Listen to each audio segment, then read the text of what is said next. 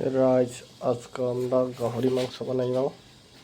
দেখেন দেশ স্টাইলে কেমনে গাহরি মাংস শর্টকাট বানানি যায়।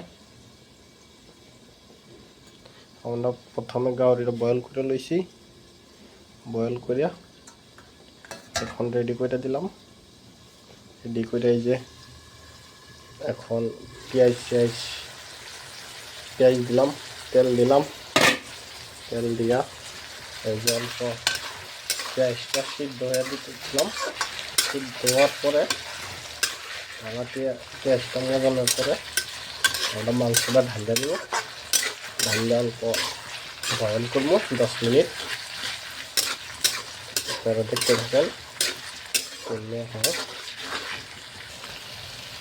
পেঁয়াজটা আরও অল্প বয়েল হইব, অল্প ঢাকা দিই। বয়েল হওয়ার পরে মাংসটা ডালিয়ে দেবো, দেখাইতে থাকুন, আপনারা দেখতে থাকেন। প্রায় 1 মিনিট হয়ে গেল। এখন আমি এটা ঢাকনাটা খুলে দেবো। খুলিয়া পরে আরো অল্প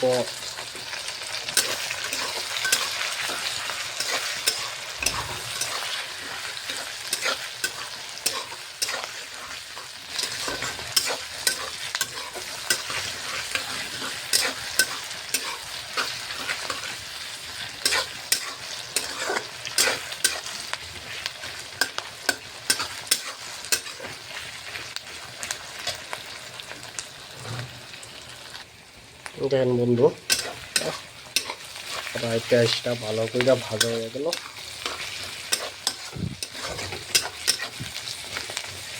এখন এর মধ্যে অল্প নিমখ দিব, অল্প পরিমাণে, স্বাদ পরিমাণে। আমি 2 চামচ, প্রায় 2.5 চামচ নিমখ দিয়ে দিলাম।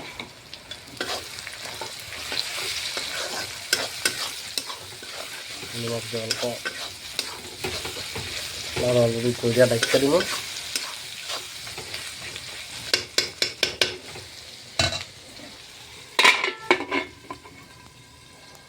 দেখেন বন্ধুরা, প্রায় ভাজা হয়েই পড়লো। এটা সুন্দর দেখে সাইড দিলাম। এখন এর মধ্যে মাংসটা ঢালিয়ে দেবো। দেখতে থাকুন, মাংস ঢালিয়ে দিলাম।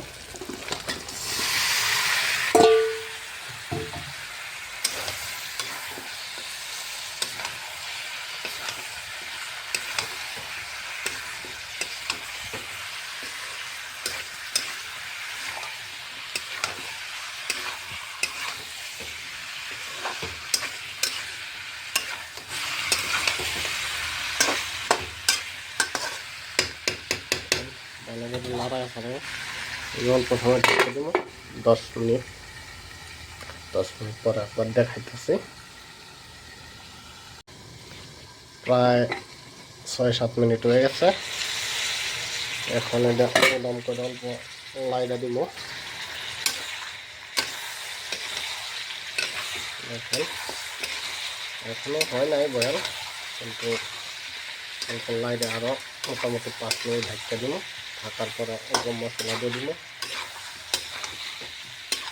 দেওয়া দিব।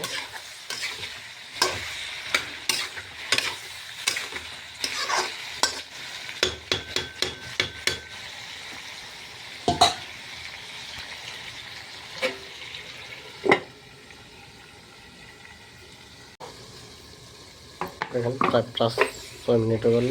আবার খুলে দিলাম। প্রায় সিদ্ধ হয়ে গেছে।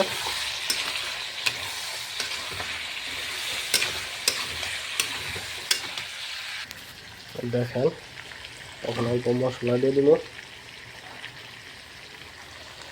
হলদি 2 চামচ দিয়ে দিলাম। 2 চামচের অল্প বেশি। অল্প মরিচের গুঁড়া দিয়ে দিলাম 1 চামচ। ধনিয়া পাউডার দিয়ে দিলাম 2 চামচ। এখন অল্প জিরা পাউডার দিয়ে দিই। ব্যাস, এখন অল্প লাইটা দিব।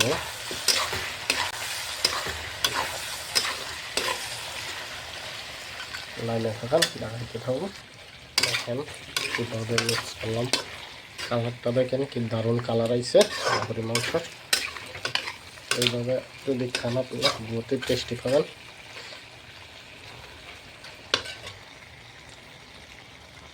এখন অল্প আদা রসুন পেস্ট দিয়ে দিল। দেখেন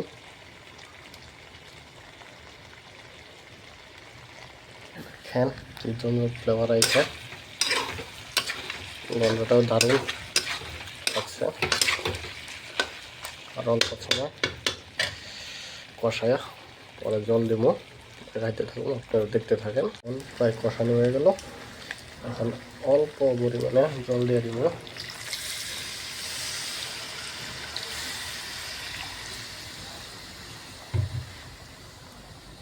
হয়ে বসে পুরা কমপ্লিট, খাইতেও খুব ভালো লাগবো। একবার খাইলে আপনারা গম পাইবেন কেমন হয়েছে। কালারটা দেখছেন মজা, বহুত টেস্টি পাইবেন।